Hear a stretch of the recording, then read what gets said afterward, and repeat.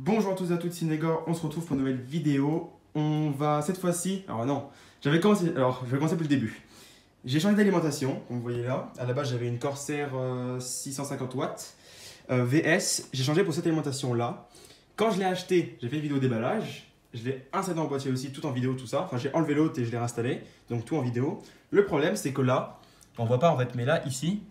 attendez, je monte, voilà. Là, ici, là, il y a un écart. En fait, l'alimentation ne touche pas le fond du boîtier. Et donc, du coup, j'aimais pas du tout. Enfin, c'est pas sécurisant. Enfin, je sais pas comment dire. C'est pas rassurant, quoi. Quand vous payez une alimentation 115 € et qu'il se passe ça, vous êtes pas rassuré.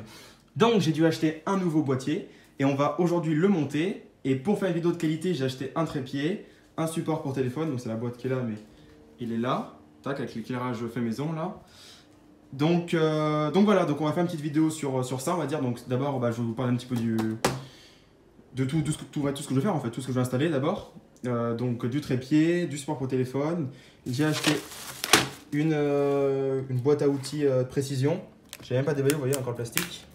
Et je vais aussi au passage démonter mes cartes graphiques pour changer la pâte thermique. Donc elle part de la Arctic MX4, donc pâte thermique tous les jours aussi. Donc démonter mes cartes graphiques pour changer la pâte thermique. Et le processeur aussi que je vais démonter.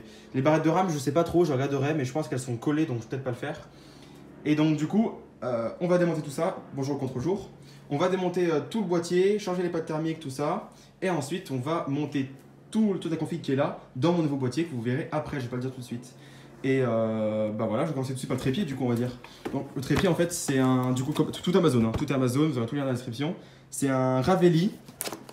Hop, je vais vous montrer vite fait. Donc il y aura plusieurs vidéos. Donc du coup, je mets correctement pour bien déballer. Hop.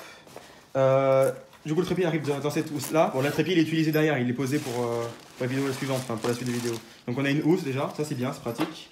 Et dedans, on a du coup, on avait le plastique. Dans le plastique, on avait la housse. Et dans la housse, on avait le trépied. Donc c'était bien emballé, ça va. On a le manuel d'utilisation, mais bon, qui sert strictement à rien, il n'y a rien dedans. Et on a un petit chiffon en peau de daim. Donc la vraie peau de daim, j'ai déballé. Et c'est vraiment cool. Du coup, ça sert à, je sais pas, laver le téléphone, laver le trépied. Enfin, ça sert toujours, c'est vraiment cool. Et le trépied, il est là. Donc là, on a le trépied. On a d'abord le support pour le téléphone. Donc c'est aussi du Amazon. Et c'est un Meuder. Donc je pense que c'est une marque allemande, il me semble. Mais ce qui est cool, en fait, c'est que je voulais avoir un ressort qui soit vraiment, comment dire, dur. Vous voyez, là, c'est vraiment dur, quoi. J'arrive même pas à lever à une main. Et donc du coup, ce qui est cool, c'est qu'il y a un bon maintien du téléphone, quoi. Donc on a des bonnes grosses parties en caoutchouc. Le focus, s'il te plaît, voilà. Allez, téléphone. Il veut pas faire focus. Si, voilà, c'est bon. Donc on a deux gros patins en caoutchouc là. Là, ici, sur les parties où le téléphone repose, je sais pas si on va voir. Là, c'est en mousse. Et à contre-jour, ça marche pas. Donc là, c'est en mousse ici. Et en haut, on a encore un rubber en caoutchouc en haut. Le trépied, du coup, si on passe au trépied, du coup, à la base. Je vais éteindre les lumières, parce que en fait, du coup, les lumières, ça fait contre-jour, en fait. Tac. Voilà. Du coup, le trépied, il est là, avec... Du coup, là, salut le pied, ça va? Donc là, en fait, il est monté au maximum, et en fait, je peux dévisser cette partie-là, pour du coup déloquer la partie du bas, en fait, le triangle, en fait. Voilà. Si je visse, tac, le triangle, il est bloqué, je peux plus bouger. J'ai un niveau ici de stabilité, donc pour savoir s'il est bien centré. Donc vous voyez que là, par exemple, il est bien centré, si le focus se fait correctement.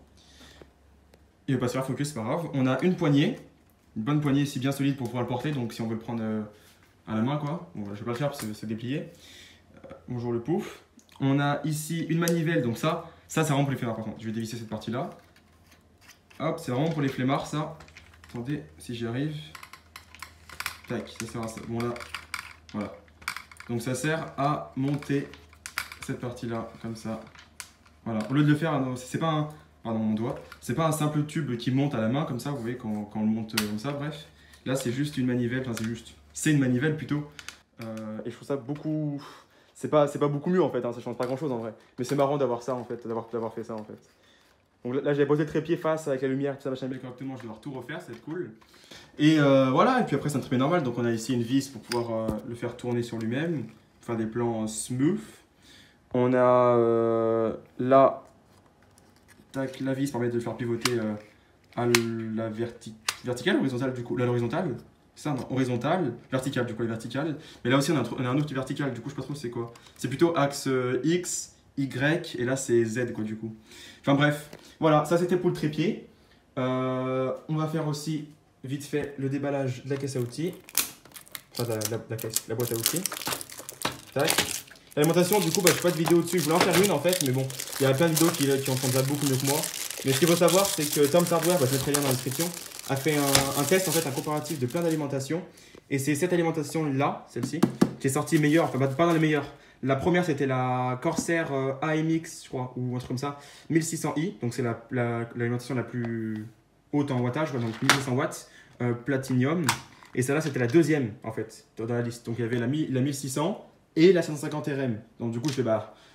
Elle arrive deuxième dans leur test, il y avait plein d'alimentation, il y en avait plein. Vous allez voir, je mettrai le test dans la description. Donc elle arrive deuxième, celle-ci, c'est que c'est une bonne alimentation. Et pour le prix, 114 € sur Amazon, bah, j'étais conquis, donc je l'ai prise quoi. Donc du coup, là-dedans, on a un pavé de mousse pour pouvoir éviter que ça bouge. Pardon. On a plein de machins. Enfin, bref, en fait, c'est une caisse à outils normale. Enfin, c'est une caisse de précision, une boîte de précision normale en fait. Il n'y a rien de spécial. Ça sert à quoi ça? Ah, ok. Alors, regardez, c'est un truc de ouf ça. Regardez. Quand je ferme, les trucs ils se couchent là, et quand je lève, ça se met droit. Ça va. Putain, c'est malade. Et il y a même un petit ressort, ça reste ouvert. Nice, nickel. Enfin bref, voilà, c'était la vidéo de présentation, on va dire, de tout ce que je vais faire dans ce projet, enfin, semi-projet quoi. Et vous avez vu le boîtier depuis tout à l'heure qui est là-bas, là, vous avez dû le voir pendant que je tournais la caméra en filmant le trépied. Et donc, on va démonter tout ça, je pose la caméra, et on change de vidéo. Donc, prochaine vidéo, démontage du boîtier. Deuxième vidéo d'après, enfin du coup troisième vidéo, carte graphique, enfin pas de thermique du coup. Quatrième vidéo, remontage, enfin plutôt déballage du boîtier là-bas là. Et cinquième vidéo, si j'ai bien compté, montage dans le boîtier de là-bas et puis bah ça sera fini quoi. Puis on pourra jouer à Monster Hunter World, voilà, pas du tout en ultra parce que c'est la même config, il n'y a rien qui va changer. Seulement les pattes thermiques. Allez sur ce, je vais pouvoir enlever ça aussi là, du coup on s'en fout. Bah quoi que... Je vais vous montrer ce qu'il y a dedans vite fait, j'ai ça comme ça parce que du coup c'est un petit déballage. On a le manuel d'utilisation, on a un petit sachet pour éviter l'humidité, on a un sachet de Riesland, donc des Serflex avec un écusson Corsair, des vis, l'écusson est en métal. On a du coup une sacoche pour mettre les câbles, donc là du coup j'ai tout le câble dedans. Les câbles SATA Molex sont plats. Et les gros câbles, donc CPU, PCI Express et 24 broches, pardon, voilà, ATX sont tressés. Voilà. Du coup, on a plein de... Je sais pas comment ça s'appelle, je sais pas, vous savez, ces petits fils en métal qui permettent d'enrouler des câbles. Enfin, moi, je n'utilise pas trop parce que du coup, là, je vais faire un câble management de qualité dans mon nouveau boîtier, donc je vais utiliser les Riesland directement.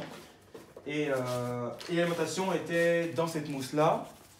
On a les clauses de garantie, machin. Et ah oui, voilà. Et la lime, elle était dans une petite housse en velours synthétique. C'est vraiment synthétique, ça se voit vraiment au toucher que c'est synthétique. Mais bon, c'est pas, ouais, à l'intérieur c'est synthétique quoi. Mais bon, c'est quand même acceptable et puis on voit que ça a laissé des traces de poussière le fait qu'elle soit dedans. Enfin voilà, c'était l'alimentation. Tac. Portez-vous bien, c'était Négor. Et on se retrouve à la prochaine vidéo.